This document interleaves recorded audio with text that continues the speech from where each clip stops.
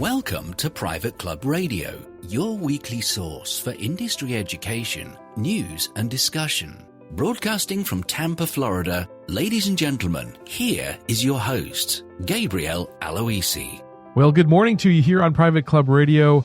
We have a fun episode going to take you back in time to the National Club Conference on April 30th of this year, where the McMahon Group and the National Club Association presented the Excellence in Club Management Award panel.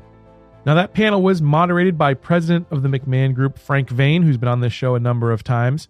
And the Excellence in Club Management Awards acknowledges people doing remarkable things in the private club industry, both the up-and-coming rising stars as well as people who have been in the business for some time just doing something remarkable.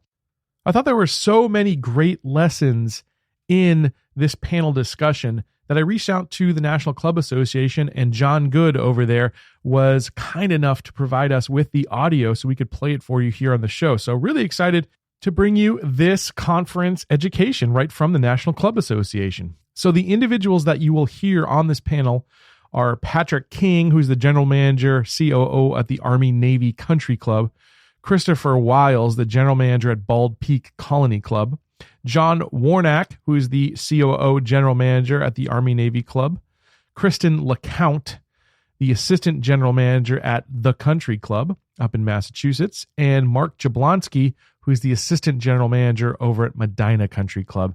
Just a great group of individuals doing some really amazing things, and you're going to enjoy this one.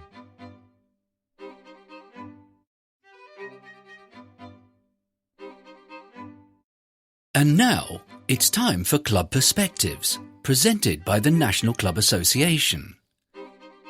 Good morning, and thank you, Henry. We're excited to be part of this, and thank you to our panelists for participating today. Howard Milstein said yesterday, dedication to excellence starts at the top.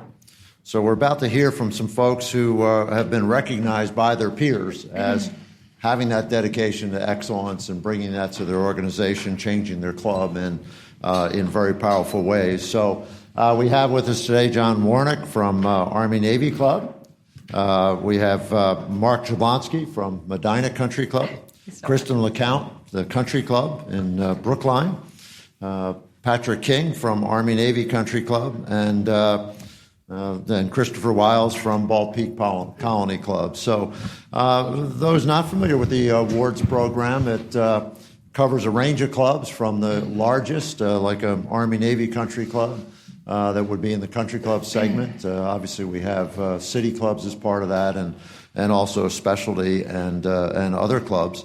Mark and Kristen are here representing what a category we call the Rising Star, which we just think is so important to recognize new and up-and-coming leadership in the industry. So we're excited to have our panelists. We want to get them talking and making some comments, and so we'll just start and hear a little bit about their clubs. Maybe Patrick or John, you could straighten this out from the Army-Navy Country Club. The Army-Navy Club, is this a franchise thing, or what's the deal there between the two? And what happened to the Air Force and the Marines?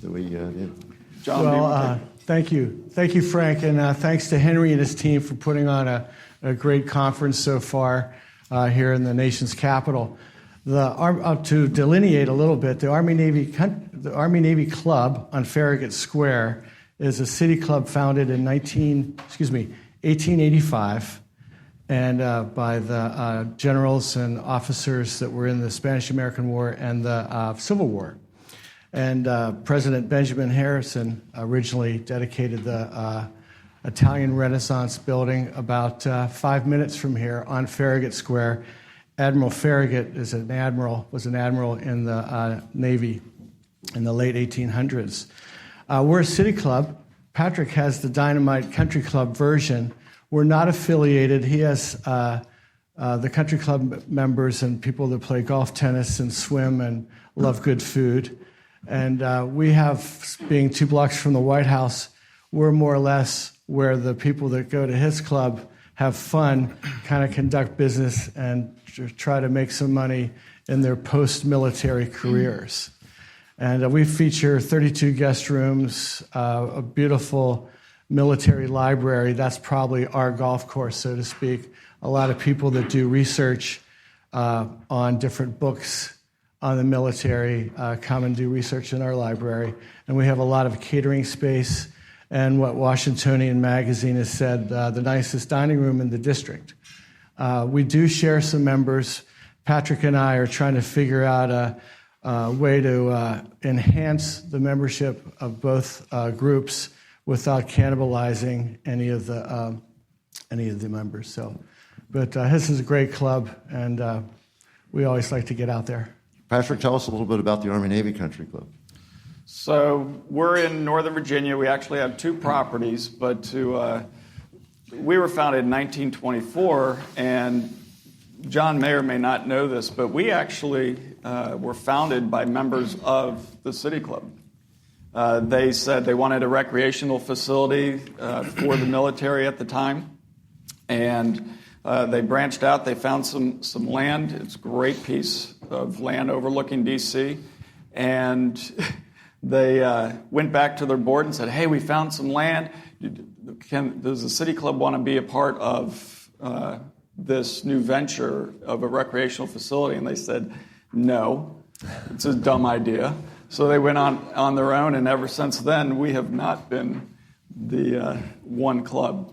But we're a large club. We have 7,000 families, and as I said, 2 locations, 54 holes of golf, 32 tennis courts.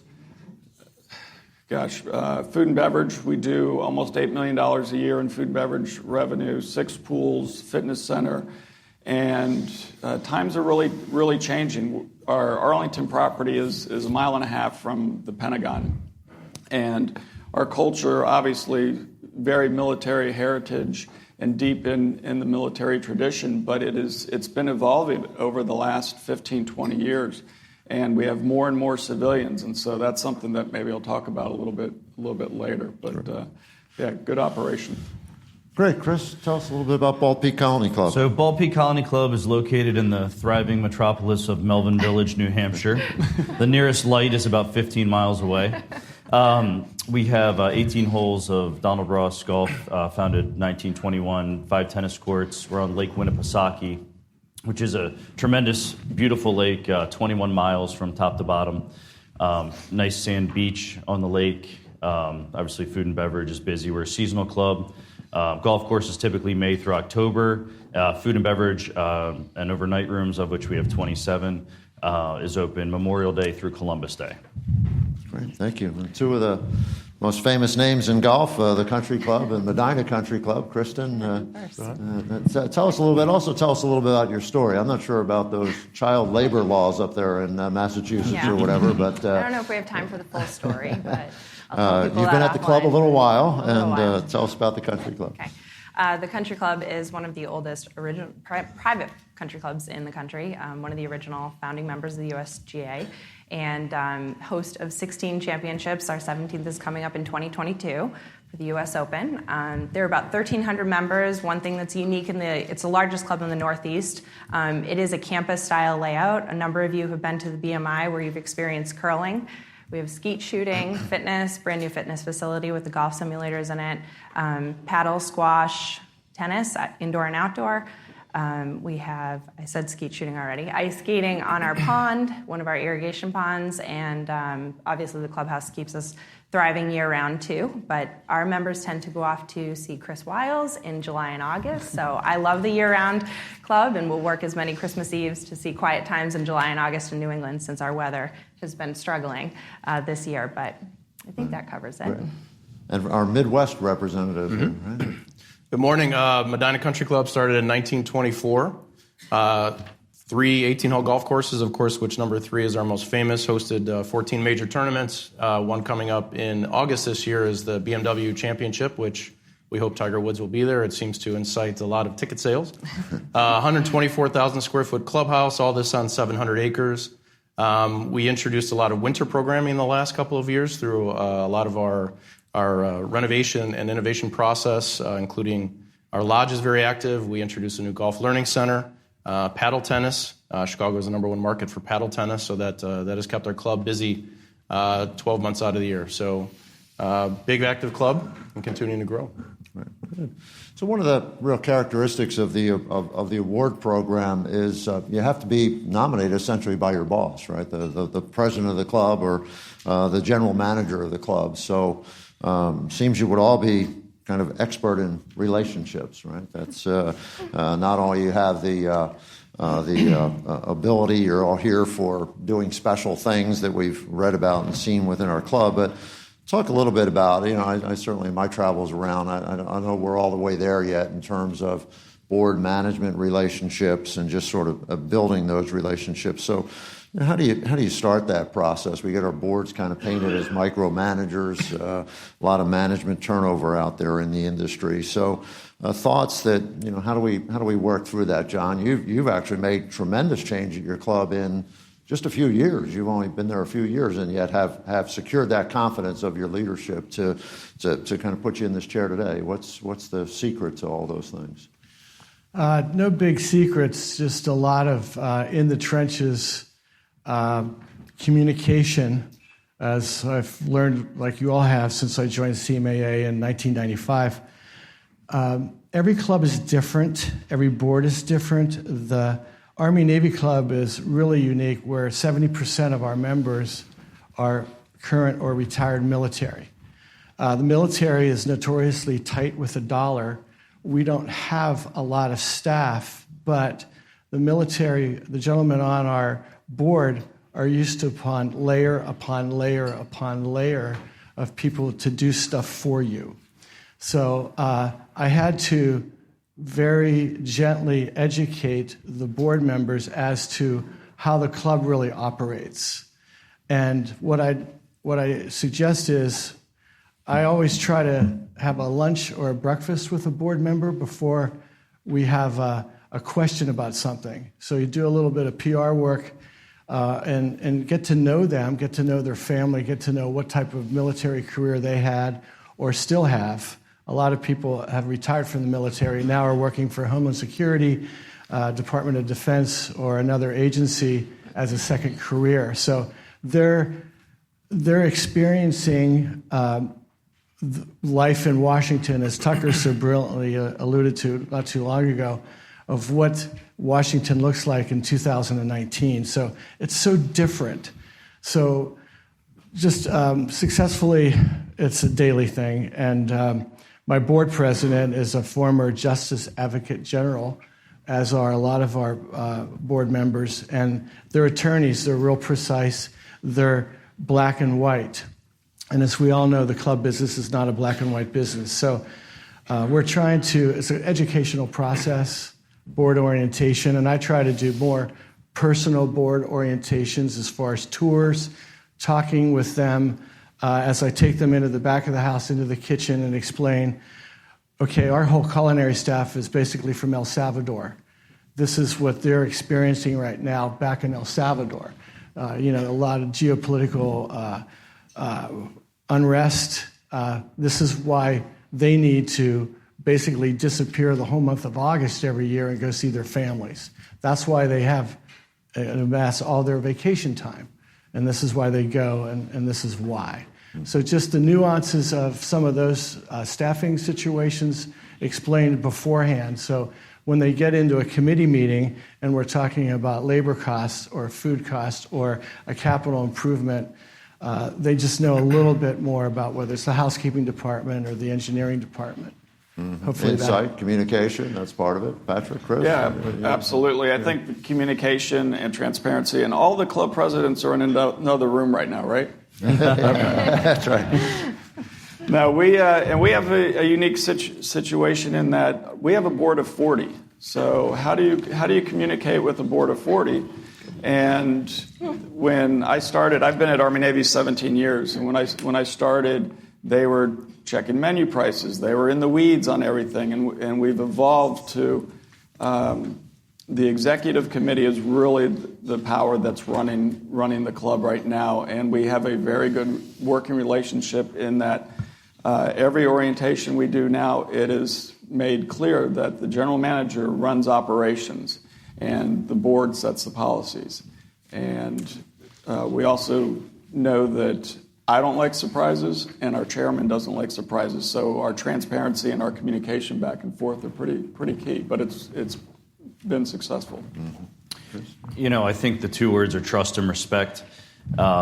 And respecting them first, for them to respect you. And as Patrick and John alluded to, the board orientation, obviously key. But during that orientation, I'm trying to find out as much about that board member as I can, so I can then use that in the board meetings and in separate meetings to show that I respect what they did as a professional if they're retired or what they're doing as a professional.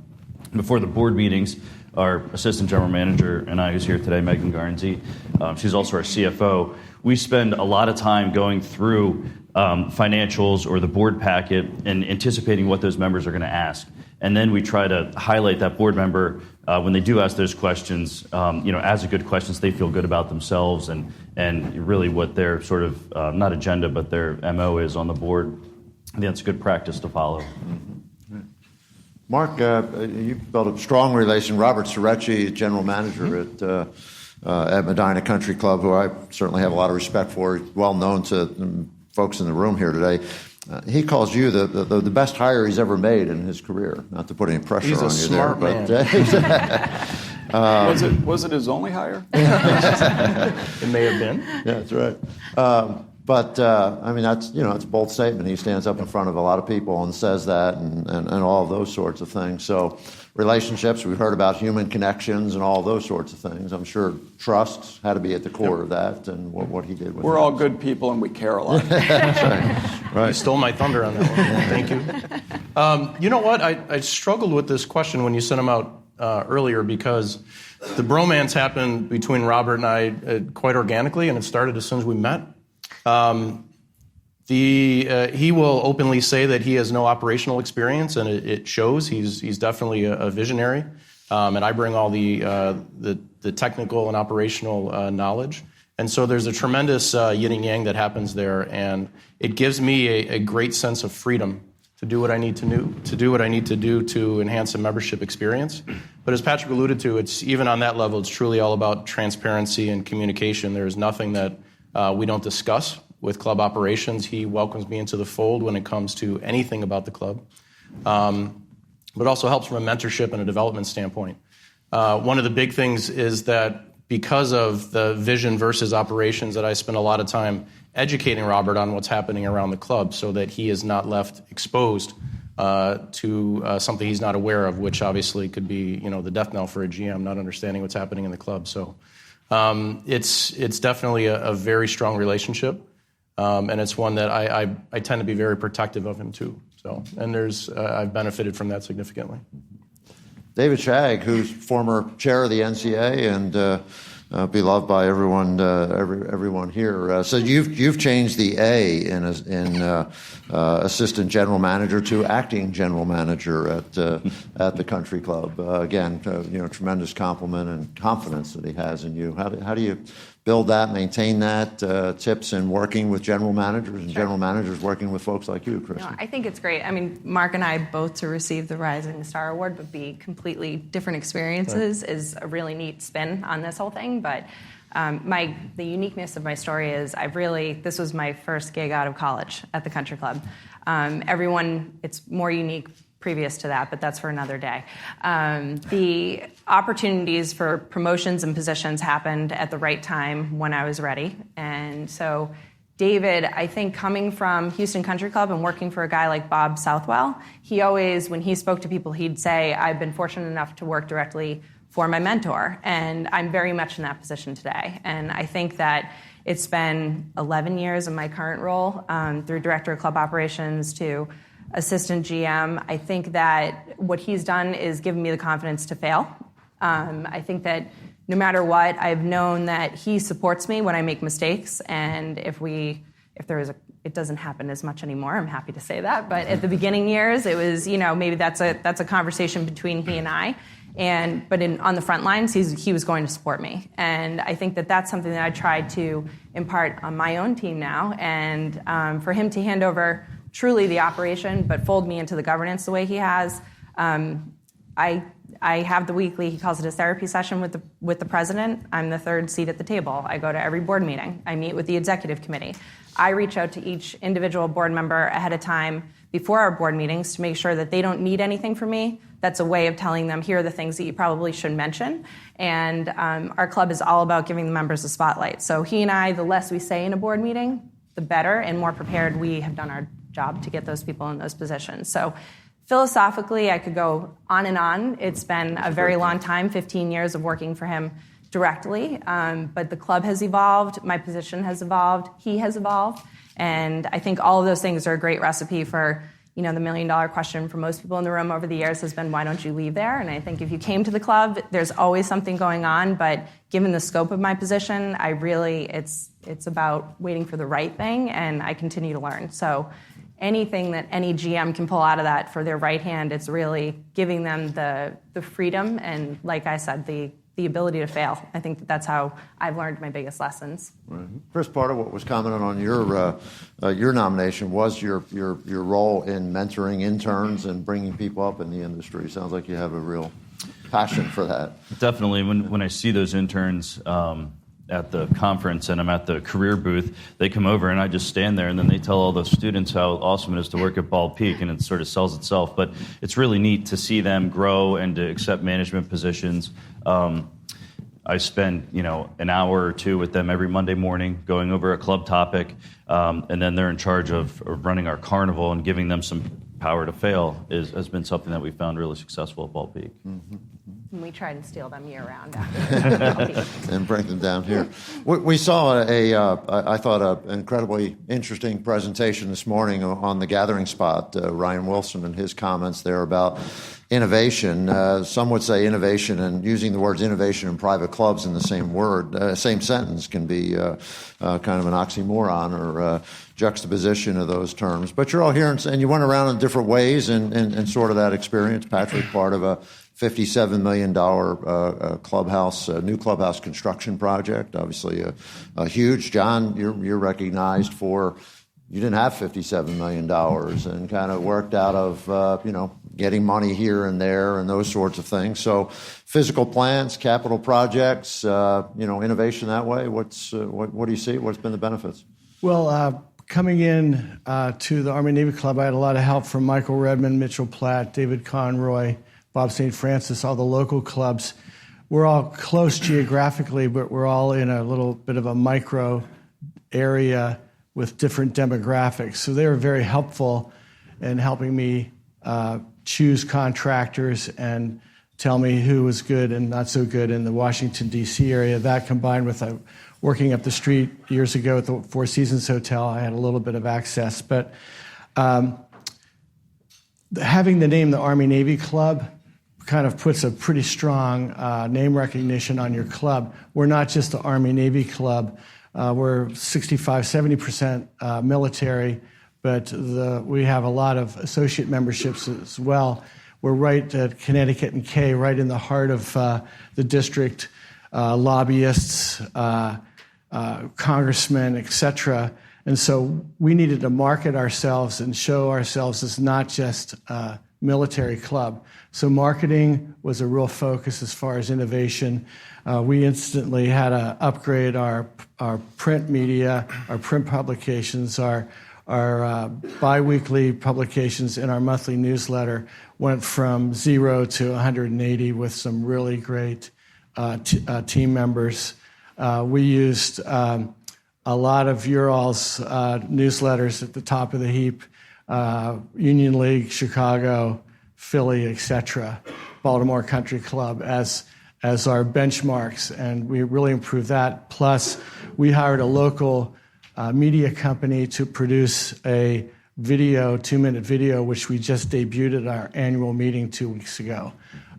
People are used to using websites now. People are used to their cell phones, their visual devices, and that has been extremely helpful for us, shaking off our kind of older image and coming into 2019. So that capital projects, If you don't have a lot of money, you have to become your own general contractor, designer. And I went to different buildings that were historic in nature, St. Regis, Hay Adams Hotel right around the corner. Their rooms are $850 a night. Our rooms are $235. And looked at what they did from an interior standpoint. We needed to redo our window treatments, and there's not too many window treatments or windows the size of ours in town. I just went and asked the Hay Adams who they used and got them to come down and look at our facility. And without having a 18 to 22% interior design charge on every $100,000, that's another $20,000. So you save money that way. But just trying to treat it like your own home. Try to get the best plumber. Try to get the best kitchen people. Mitchell just redid his kitchen and was a great resource. So just communication and doing the best with the dollars you have. Innovation. Mark, talk a little bit about the Medinah experience, one of the great names in golf, as we all recognize. They're in the midst of a multi-phase capital project that's doing a lot of other things for the club, right? A lot of change going on. So Frank is doing a little self-promotion there because they came in and presented that to the membership. It wasn't about us. It started the process, so it was fantastic. But we are actually at this time wrapping up a $22 million renovation of the clubhouse and the proper there, which included a complete gut of course number 2 that actually started everything a few years ago. And then we're wrapping it up with the opening of a new member deck that outside of our CASA, which is overfacing the finishing holes on course 1 and 2. So it's been a good 3 years of not only new innovation but renovation around the club. So completely renovating the clubhouse itself, creating a new membership experience from all of our restaurants, our private event space, but really thinking how we can attract young and new membership, and then also how do we build a community during the winter months. So as I alluded to earlier, building a golf learning center, which included 2 fitting and hitting bays, 3 simulators, a bar, and you'll hear me say that a lot about Medinah, that we added a bar somewhere. We added a new paddle hut and 4 paddle courts and 4 tennis courts with a bar. We redefined our pool experience and built a cabana bar. And we built a new member bar within the clubhouse. So it's all about redefining that social community within Medinah, because almost 50% of our membership travels significantly to get to the club. So it's how do we recapture not only their dollars but their interest in keeping at Medinah. The other thing that supplemented that was another $10 million investment in our capital projects. We spent a lot of time kicking projects the can down the road because we were failing miserably in our membership numbers. So the ability to redefine not only the renovation process, attracted new members, especially younger members. Our average age went down by about 10 years in the last 3 years. But we've introduced 320 new members to the club in that last 3 years. So it's been a big ride. Ryan was using the word community quite a bit, and I know that's been a real theme that you've used there. Others thoughts on innovation? I thought it was interesting again when somebody said, I think someone asked, what's the innovation in clubs or whatever. He talked about technology and connection, with people that way. But Chris, Patrick? Well, let me throw a question out to you guys. Anybody not getting younger? Everybody's clubs are getting younger, right? And how do you attract those individuals? We actually are opening a new concept restaurant. Our building's only 7 years old, and we've already done a construction project on it. But it's a bar. Mm-hmm. We've added a sports bar, and it's going to be a home run. It's going to be too small, and then we'll go to the next thing. But although golf is somewhat in a decline, and the fastest growing sport out there is pickleball. So now we're looking at adding pickleball courts at the club. So it's being forward thinking. We've added a mobile site for the technology and trying to communicate with people with our membership as well. They're all over the world, so they like to know what's going on at their club, and people are creatures of habit. So if you get them engaged in the club and going to the club, they're more likely to stay, and that helps with our attrition. I think with the innovation, I find myself, we've done a lot of capital projects the last 5 years, and I find myself talking a lot to the older members who, don't want anything to change and convincing them that it's good for their grandchildren. The younger members are already on board, but finding that happy medium there to get them to buy in has been really important. Mm-hmm. plan change is one thing. Talk a little bit to the group about how you showed up at the club and were missing 10,000 trees, I think, one day. Right, yeah. We had a windstorm in mid-March of 2017, and it basically changed the club forever. When you pulled into Bald Peak, there was this tunnel of trees, and you drove in about a half mile, and then it opened up into Lake Winnipesaukee in the club, and it was tremendous. All those trees toppled over one night. So we had to message that out quite a bit so the shock factor wasn't tremendous for the members when they got back. But we turned it into a positive. There ended up being all these old stone walls in the forest there that we repointed, and we're telling a different story now. So, we sort of used it to our advantage, but it was a sad day for sure. Mm-hmm. Patrick, you had a big role in selling change in a $57 million new clubhouse, and how do you work through those lines? Well, I mean, for Army-Navy Country Club, the vote in 2008 to build the new clubhouse was a defining moment. We literally have, for the last 7 years, it's an entirely new business. We went from a $14 million club to we're almost $35 million now. And our average age was 66 15 years ago, and today it's 54. And over the last 5 years, the average member coming in is 40.2 years old with 2 kids. So full programming is a focus. Junior camps, sports camps, a lot of women's groups, and just diversify as much as you can. Mm-hmm.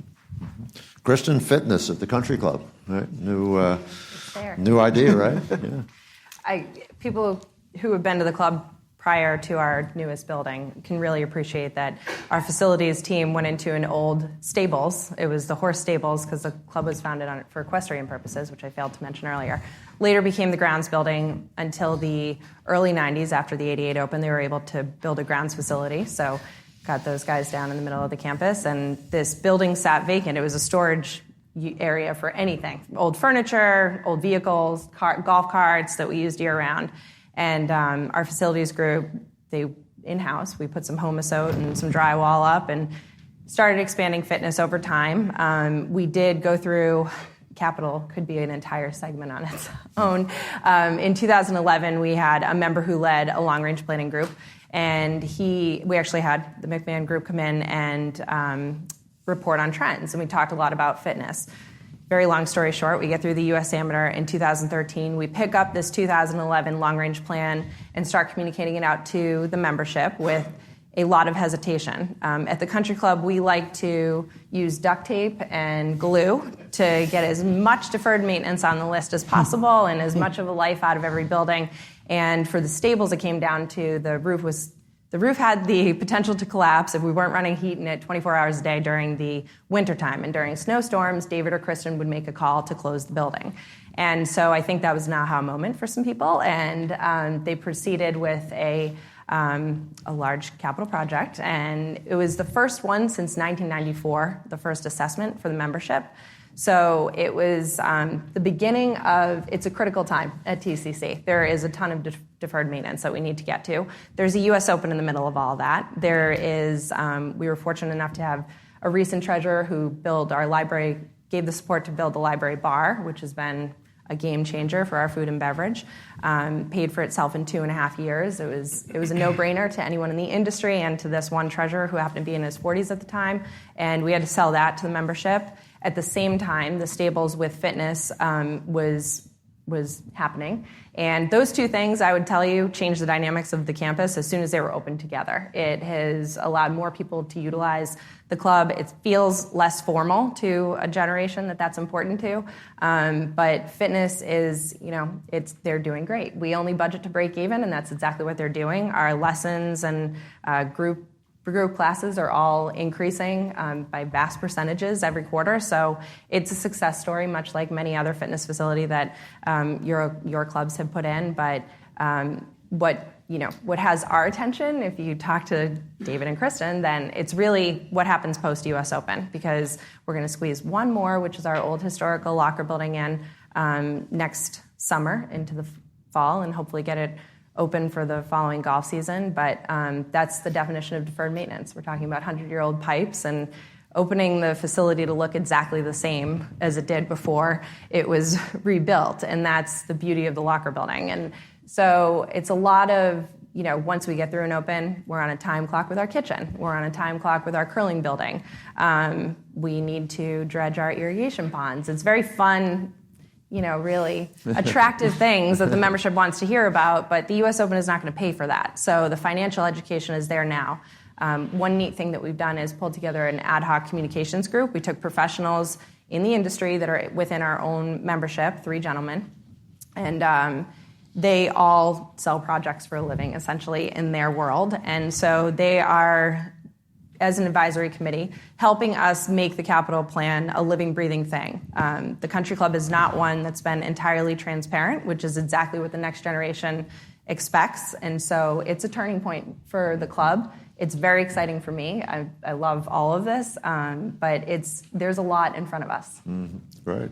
John, you walked into, Chris had his crisis with the trees, but I understand in your club the president had resigned suddenly. The general manager before you was out on sick leave and sort of departed from the club. Some other key folks left, and here you are, you walk in, and how do you assess all that and start to build from that point forward? Well, with a lot of help, with a great team in place. And the previous several general managers had done a lot of great work, and I was able to capitalize on what they had started. But first of all, McMahon and Associates provided us with Miller Dodson. I needed a capital plan because our physical plant was really awful, front of the house and back of the house. So we have 32 guest rooms, and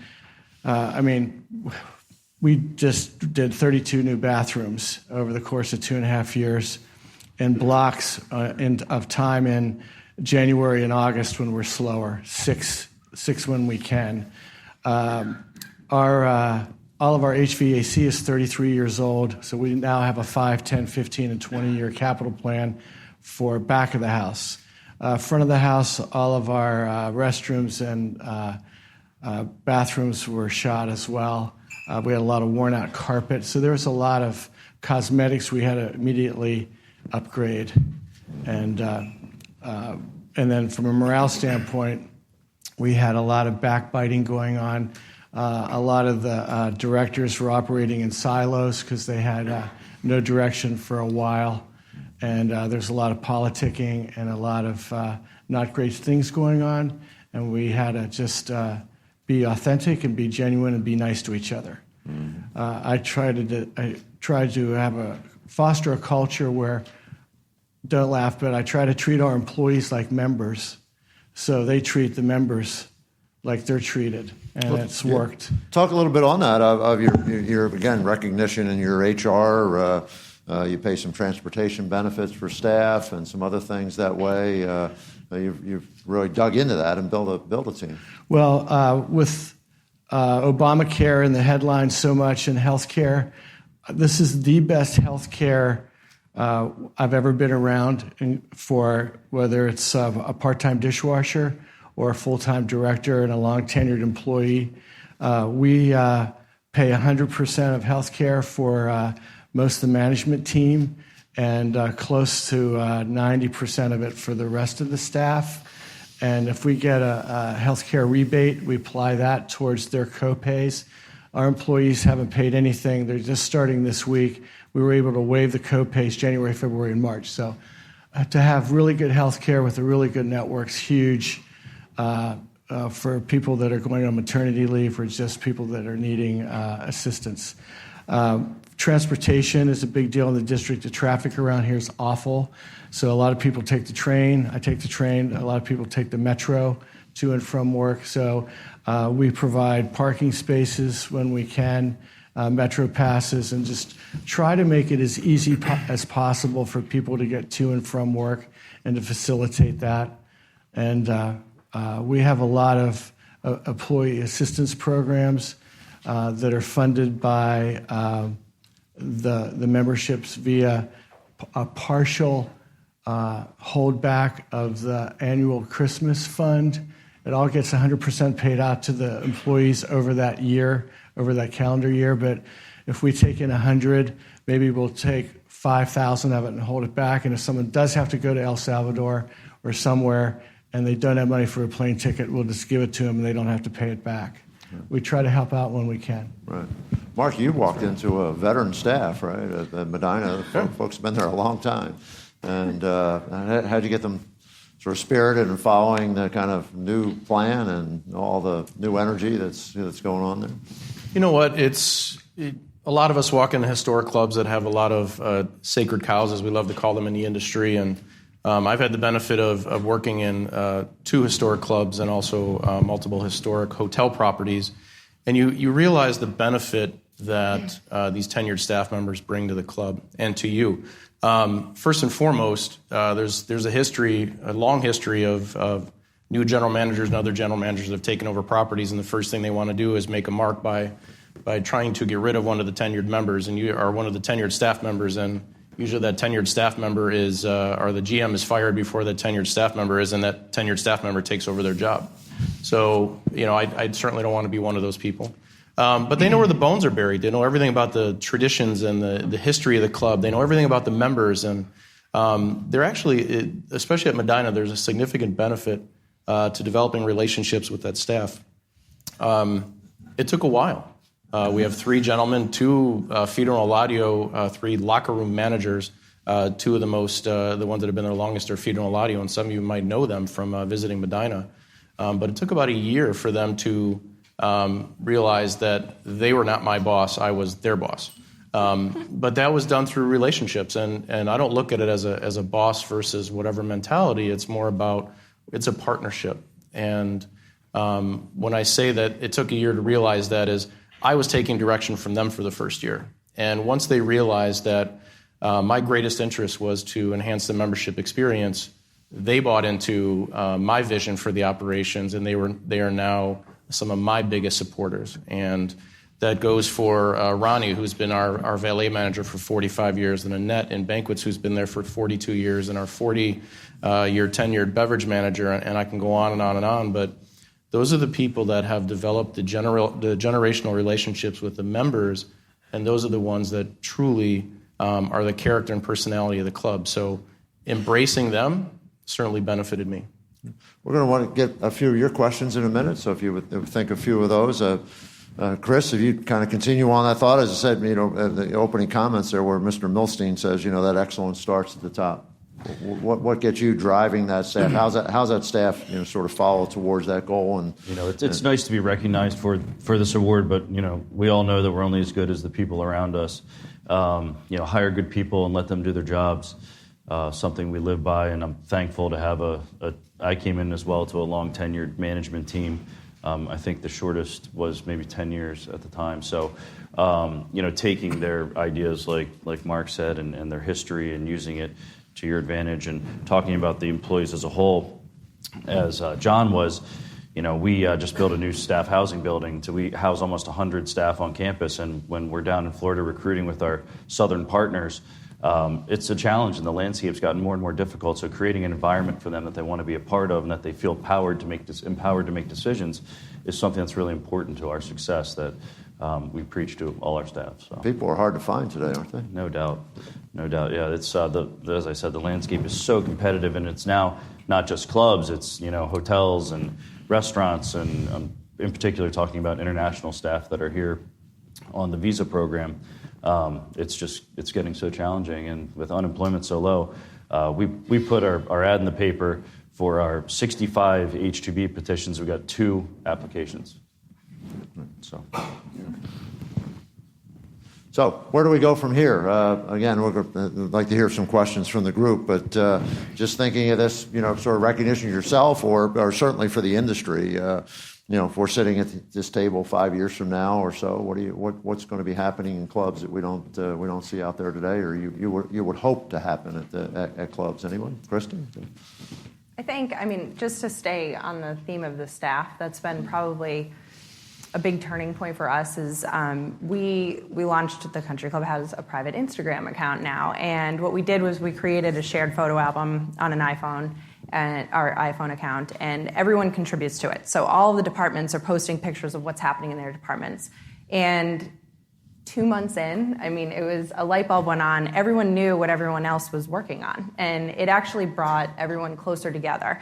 Grounds had an idea of what they were doing in the kitchen, and vice versa. And so now I've got a chef working with the superintendent for new pop-up dinner locations on site, or his bee program is housed at the grounds facility. They're working on a garden this year.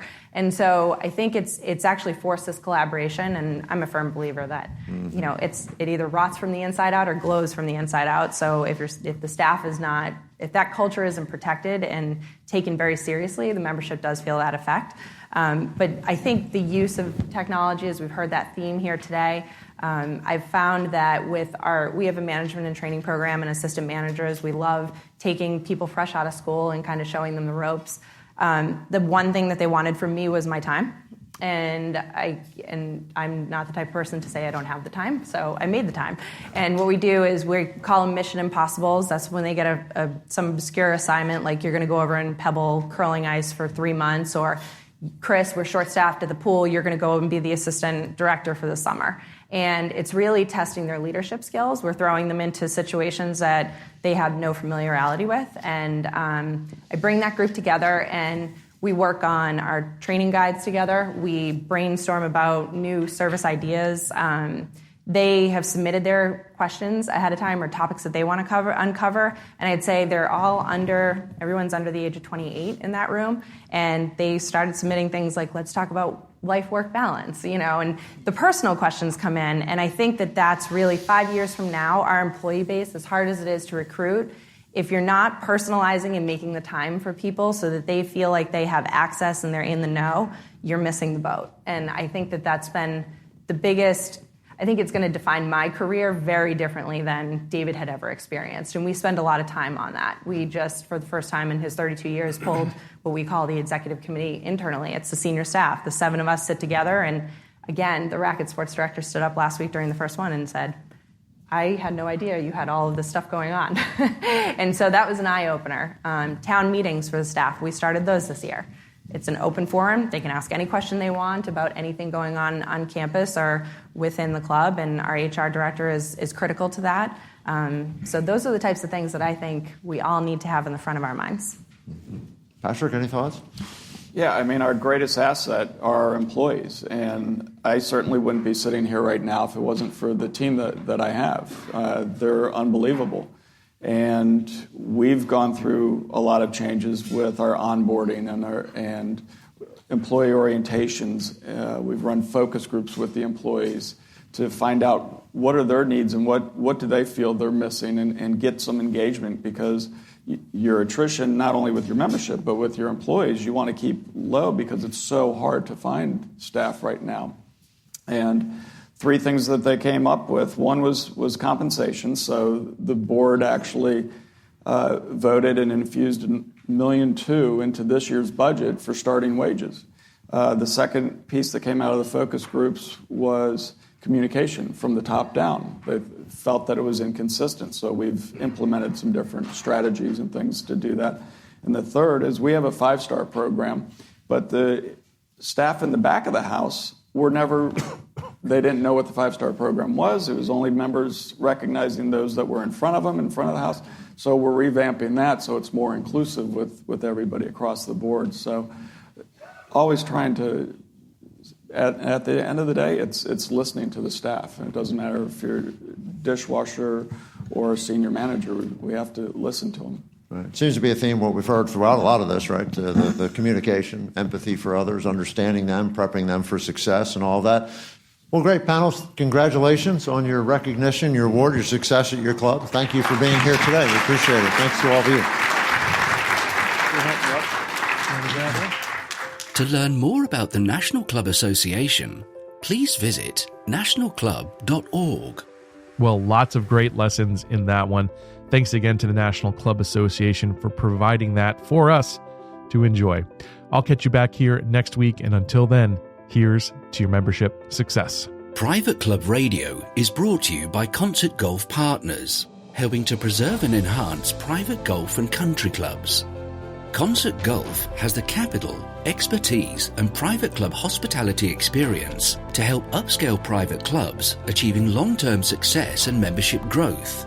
For 25 years, Concert Golf has allowed private club members to focus on simply enjoying their club. Visit concertgolfpartners.com to learn more about the recapitalization process.